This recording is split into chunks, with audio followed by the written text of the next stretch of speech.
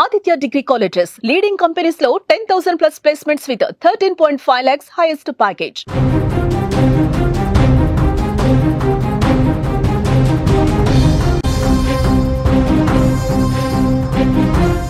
Big breaking news చూస్తున్నాం. గండికోటలో యువతి హత్య కేసు మిస్టరీ ఇంకా వేడలేదు. 2 రోజులైనా అసలు వాస్తవాలు ఏంటి అనేది ఇంకా బయటకు రాలేదు.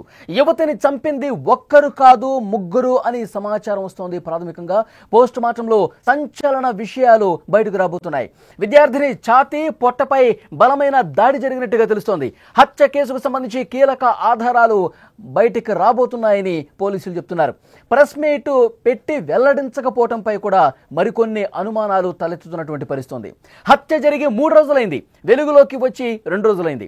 పోలీసుల చేతిలో కీలక సాక్ష్యాలు ఉన్నాయి, కానీ హంతకుడు ఎవరు అన్నది మాత్రం ఇంకా బయటకు రావడం లేదు. కడప జిల్లా గండికోటలో విద్యార్థిని హత్య కేసు మిస్టరీ ఇంకా కొనసాగుతూనే ఉంది. ప్రియుడితో గండికోటకు వెళ్లిన యువతి ఊహించని విధంగా హత్యకు గురవటం, ప్రియుడు లోకేషే చంపాడని ప్రచారం జరగటం, తర్వాత నిందితుడు అతడు కాదు అని తేలటం జరిగిపోయాయి.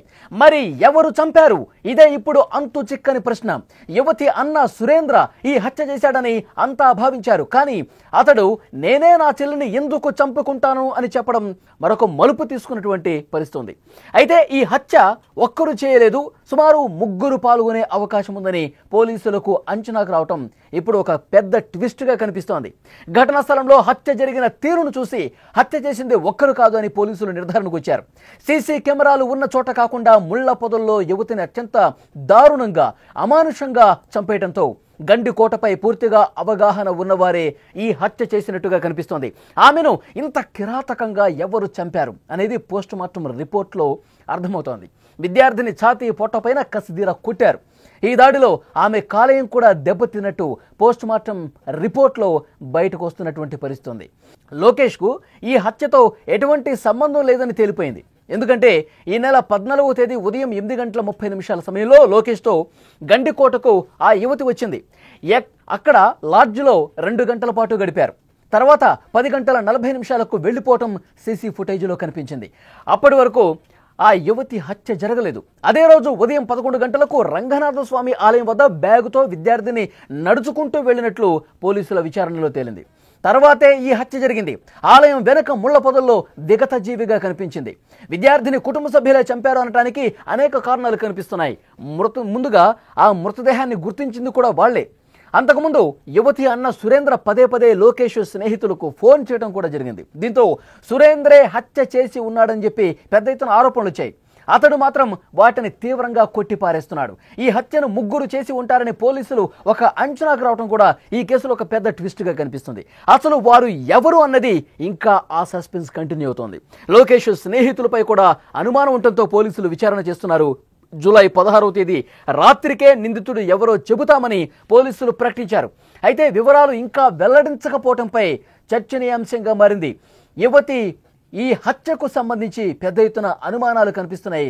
కనీసం అంటే క్లూస్ కొన్ని వరకు దొరికాయని చెప్పి డీఐజీ కోయ ప్రవీణ్ నిన్న ప్రెస్ మీట్లో చెప్పారు. మీడియా మిత్రులతో అక్కడ మాట్లాడారు చాలా స్పష్టంగా. ఆ నిందితులకు సంబంధించి కీలక ఆధారాలు మాకు లభ్యమయ్యాయి, అయితే వాటిని ఈ రాత్రికి ఎస్పీ గారు చాలా క్లియర్గా సమాచారం అందిస్తారు అన్నారు. కానీ ప్రెస్ మీట్ పెట్టకపోవడం మీద మరికొన్ని అనుమానాలు వ్యక్తమవుతున్నటువంటి పరిస్థితి. హత్య జరిగి 3 రోజులైంది, వెలుగులోకి వచ్చి 2 రోజులైంది. పోలీస్ చేతిలో కీలక సాక్ష్యాధారాలు ఉన్నాయి, కానీ ఇప్పటి వరకు కూడా హంతకుడు ఎవరు అన్నది మాత్రం బయటకు రావటం లేదు. అయితే ముందుగా ఈ కేసుకు సంబంధించి మాట్లాడుకుంటే ప్రియుడు లోకేషే చంపి ఉంటాడని చెప్పి వాళ్ళ కుటుంబ సభ్యులు తీవ్రమైనటువంటి ఆరోపణలు చేశారు. లోకేష్ని ఎన్కౌంటర్ చేసి పారేయాలన్నారు. కానీ పోలీసుల విచారణలో విస్తుగొలిపేటువంటి వాస్తవాలు బయటకు వస్తున్నాయి. లోకేష్ చంపలేదు, లోకేష్కి ఈ హత్యకి ఎలాంటి సంబంధం లేదు, అత్యాచారం కూడా జరగలేదు, అమ్మాయి మీద లైంగిక దాడి అసలు జరగలేదు అని చెప్పి పోలీసులు చాలా క్లియర్గా చెప్పినటువంటి పరిస్థితి. అయితే ఈ కేసుకు సంబంధించి ఇప్పటివరకు మరికొన్ని బలమైనటువంటి అనుమానాలు కనిపిస్తున్నాయి. లోకేష్ అయితే చంపలేదు, లైంగిక దాడి అయితే జరగలేదు, ఇది చాలా క్లియర్. 10:40 సమయంలో లోకేష్ బయటికి వచ్చిన తర్వాత సీసీ ఫుటేజ్లో చాలా క్లియర్గా కనిపించింది. బైక్ మీద అతడు ఒక్కడే వెళ్ళిపోయాడు. కోటగుమ్మం అక్కడ ముఖద్వారం వద్ద ఆమెను వదిలిపెట్టి వెళ్ళిపోయాడు. ఆ తర్వాత వైష్ణవి అక్కడి నుంచి నడుచుకుంటూ వెళ్తోంది. 11 గంటల సమయంలో ఆమె ఒక్కతే నడుచుకుంటూ వెళ్తుంది రంగనాథ స్వామి ఆలయం వైపుగా. పోలీసులు దీన్ని నిర్ధారించారు. అంటే లోకేష్కి సంబంధం లేదని చెప్పి చాలా క్లియర్గా మనకు అర్థమవుతుంది. మరి వైష్ణవి ఎందుకు వెళ్తోంది? నడుచుకుంటూ రంగనాథ స్వామి ఆలయం వైపుగా ఎందుకు వెళుతోంది? ఎవరి కోసం వెళ్తోంది? ఎవరన్నా వస్తామని చెప్పారా? వెయిట్ చేస్తున్నామని చెప్పారా? ఎందుకు ఆమె నడుచుకుంటూ వెళ్తుంది? ఇదొక బలమైన అనుమానం. తర్వాత అన్న వచ్చాడు. అన్న లోకేష్ ఫ్రెండ్స్తో కూడా ఫోన్ మాట్లాడినట్టుగా తెలుస్తోంది. లోకేష్ అలాగే వైష్ణవి ఇద్దరు కలిసి గండికోట ప్రాంతానికి వెళ్తున్నట్టుగా సమాచారం అన్న సురేంద్ర తెలుసుకున్నాడు. తర్వాత గండికోటకి అన్న సురేంద్ర వచ్చాడని కూడా పోలీసులు చాలా క్లియర్గా చెప్పారు.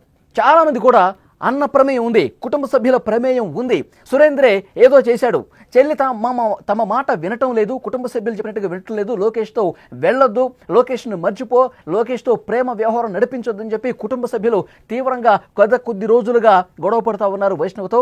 ఇది ఏమాత్రం పట్టించుకొని ఏమాత్రం వినిపించుకొని వైష్ణవి లోకేష్తో ప్రేమ కొనసాగుతూనే ఉంది. కాబట్టి కుటుంబ సభ్యులకు నచ్చలేదు. ఆ సమయంలో అన్న కూడా వచ్చాడు కాబట్టి, అన్న సురేంద్ర కూడా గండికోట ప్రాంతానికి వచ్చాడు కాబట్టి అన్నే ఏదో చేసుంటాడు. కుటుంబ సభ్యులు ఇచ్చినటువంటి ఒక ప్లాన్ ప్రకారం అన్న సురేంద్ర అక్కడికి వచ్చి ఏదో చేసి ఉంటాడు అన్న అనుమానం చాలా బలంగా కనిపించింది. అయితే అన్న సురేంద్ర అన్న మీద తీవ్రమైనటువంటి ఆరోపణలు అనుమానాలు ఉన్న నేపథ్యంలో నిన్న సుమన్ టీవీతో మాట్లాడాడు. సుమన్ టీవీ ఫోన్ చేసింది అన్న సురేంద్రకి. సుమన్ టీవీతో ఆయన మాట్లాడాడు, రెస్పాండ్ అయ్యాడు. నా చెల్లిని నేను ఎందుకు చంపుకుంటాను? లోకేష్తో తిరగటం ఇష్టం లేదు, మేము ఒప్పుకుంటాం. కానీ ఆమె లోకేష్ని మర్చిపోవాలని చెప్పి అడగటం కూడా వాస్తవమే. కానీ నేను అక్కడికి వచ్చి చెల్లి మీద దాడి చేసి చంపేంత కరుడు గట్టినటువంటి వ్యక్తిని నేను కాదు. మా చెల్లిని నేను ఎందుకు చంపుకుంటాను? అంత దారుణంగా నేను ఎందుకు చంపుతాను? నాకు అసలు సంబంధం లేదు. ఇది ఎవరో చేసి ఉంటారు. లోకేష్ ఫ్రెండ్స్ ఎవరైనా చేశారా? అక్కడ ఉన్నటువంటి అల్లరి మూకలు ఏమైనా చేశాయా? ఇవన్నీ కూడా వాస్తవాలు వెలుగులోకి రావాలని చెప్పి సుమన్ టీవీతో మాట్లాడాడు. అయితే అన్న మీద అప్పటి వరకు ఆరోపణలు వచ్చినాయి. చాలా వరకు కూడా అందరూ బలమైనటువంటి అనుమానం అన్న మీద వ్యక్తం చేశారు. కానీ అతను చెప్తా ఉన్నాడు, నాకు ఎలాంటి సంబంధం లేదు. మరి పోలీసులు పూర్తి స్థాయిలో ఇన్వెస్టిగేట్ చేసి ఆధారాలు లభ్యమైన తర్వాత వాస్తవాలు అనేవి బయటకు రావాలి. అన్న ప్రమేయం ఉందా లేదా దానికి సంబంధించి పోలీసులు చెప్తే గానీ మనం ఒక అంచనాకి రాలేం. ఆ తర్వాత ఇంకా కొన్ని అనుమానాలు అయితే చాలా స్పష్టంగా కనిపిస్తున్నాయి. ఎందుకంటే వైష్ణవి ఆ రంగనాయక స్వామి టెంపుల్ ఏదైతే ఉందో ఆ టెంపుల్ బ్యాక్ సైడ్ ముళ్ళ పొదల్లో పడి ఉంది.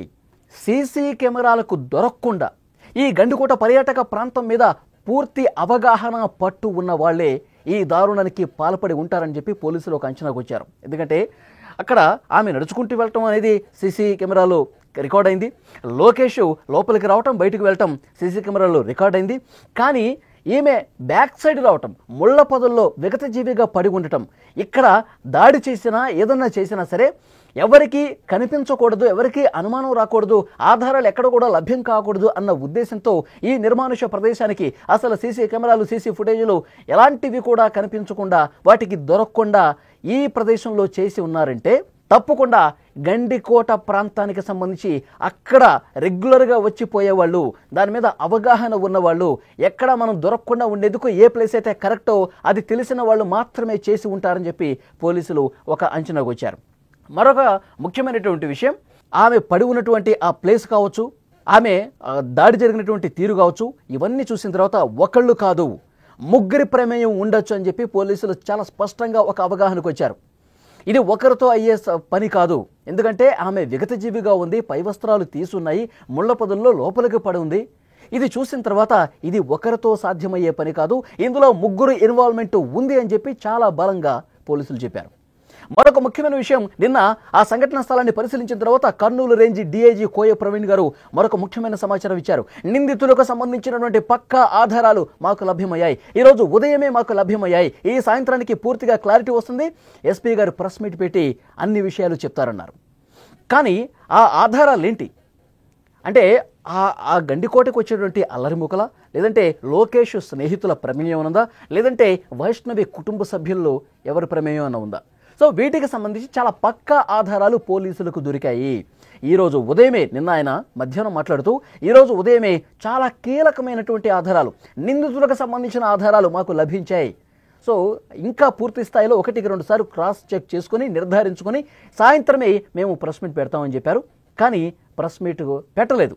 సో మీడియా మొత్తం కూడా వెయిట్ చేసింది, రాత్రి పొద్దుపోయే వరకు 10 గంటల వరకు వెయిట్ చేసింది. కానీ ఎవరూ కూడా ఏ ఒక్క పోలీసు అధికారి కూడా వచ్చి ఏం జరిగిందన్న విషయానికి సంబంధించి క్లారిటీ ఇవ్వలేదు. ఇప్పుడు దీని మీద అనుమానం వ్యక్తమవుతుంది. మరి ఎందుకు పోలీసులు ఆధారాలు లభ్యమయ్యాయని చెప్పారు, ఎవరు చేసి ఉంటారన్నది కూడా కొంత క్లారిటీ వచ్చిందంటున్నారు. ఒకళ్ళు కాదు ముగ్గురు ఉండొచ్చు అని చెప్పి సమాచారం ఇస్తూ ఉన్నారు. కానీ మరి రాత్రికి ఎందుకు ప్రెస్ మీట్ పెట్టలేదు, ఎలాంటి వాస్తవాలు బయటకు వచ్చాయి, వైష్ణవిని చంపింది ఎవరు అంటే ఉన్నపళంగా ప్రెస్ మీట్ పెట్టి వాస్తవాలన్నీ చెప్పేస్తే ఎక్కడైనా వ్యతిరేకత వస్తుందని చెప్పి ఏమైనా భావిస్తూ ఉన్నారా? దీని గురించి పూర్తిగా క్లారిటీ రావాల్సి ఉంది. పోలీసులు ఏమైనా భయపడ్డారా ప్రెస్ మీట్ పెట్టి నిజాలన్నీ బయటపెట్టడానికి? ఎందుకు పోలీసులు ప్రెస్ మీట్ పెట్టకుండా వెనక్కి తగ్గారు? ఇది చాలా క్లియర్గా క్లారిటీ రావాల్సినటువంటి అవసరం ఉంది. సో ఈ అనుమానాలన్నీ కనిపిస్తున్నాయి. గండికోట ప్రాంతంలో, ఆ గండికోట పర్యాటక ప్రాంతంలో అల్లరి మూకలు కూడా ఎక్కువ ఉన్నాయి. అంటే ఈ కుటుంబ సభ్యులతో కావచ్చు, లోకేష్ ఫ్రెండ్స్ కావచ్చు, అసలు ఎవరి ప్రమేయం లేకుండా అక్కడ ఎవరైతే అల్లరి మూకలు ఉన్నాయో, పిచ్చి పిచ్చి చేష్టలు చేసేవాళ్ళు ఉన్నారో, అక్కడికి వచ్చేటువంటి పర్యాటకులను ఇబ్బంది పెట్టే అల్లరి మూకలు ఏవైతే ఉన్నాయో వాళ్ళ పని ఏమైనా జరిగిందా? ఇది నిజంగా జరుగుంటే కనుక వాళ్ళకి సంబంధించినటువంటి విషయాలు త్వరగా బయట పెట్టాల్సిన అవసరం ఉంది. కానీ పోలీసులు ఆ విధంగా చేయలేదు.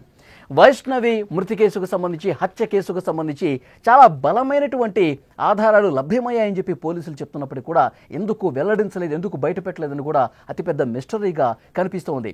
హత్య జరిగే 3 రోజులకు పైగా అవుతోంది. కానీ ఎందుకు ఇంకా బయట పెట్టలేకపోతున్నారు? అనేక అనుమానాలు కనిపిస్తున్నాయి. చాలా బలమైనటువంటి అనుమానాలు కనిపిస్తున్నాయి. సుమన్ టీవీతో అన్న సురేంద్ర కూడా ఫోన్ మాట్లాడాడు.